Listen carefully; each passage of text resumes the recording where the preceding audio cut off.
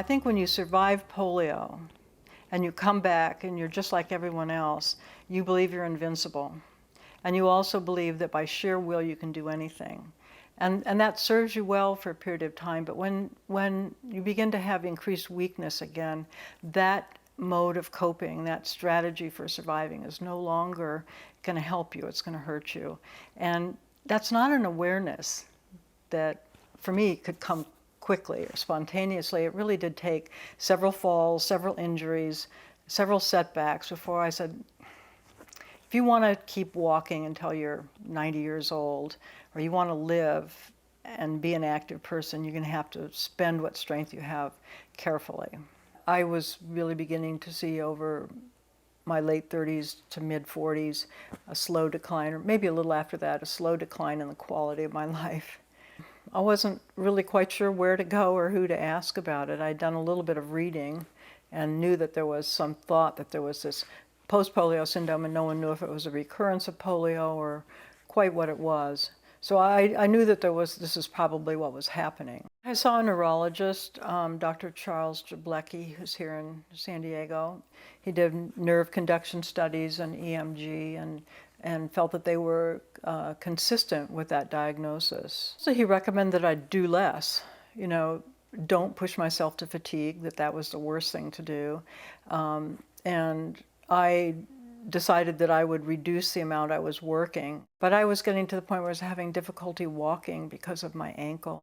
I had to go through physical therapy, and in the process, one of the physical therapists suggested that I try yoga and Pilates.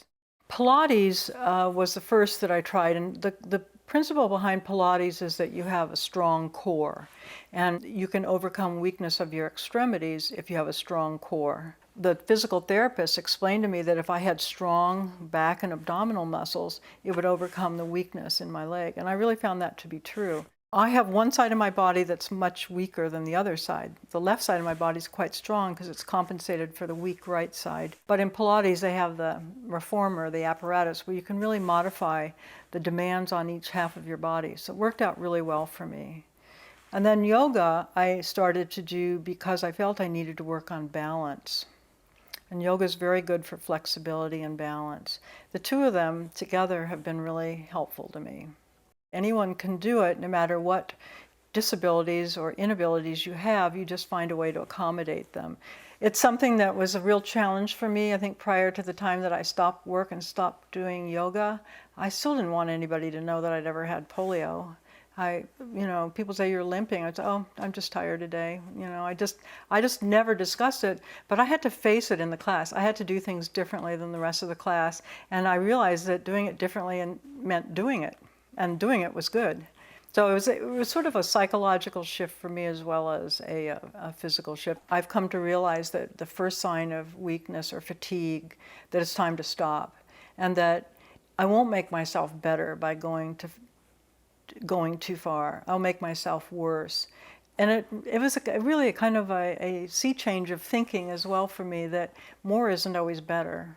And I have to think about that when I'm doing Pilates.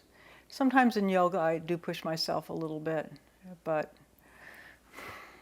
it's being aware. I guess it's a new concept for me of being mindful, and the concept that less sometimes is more, less is better.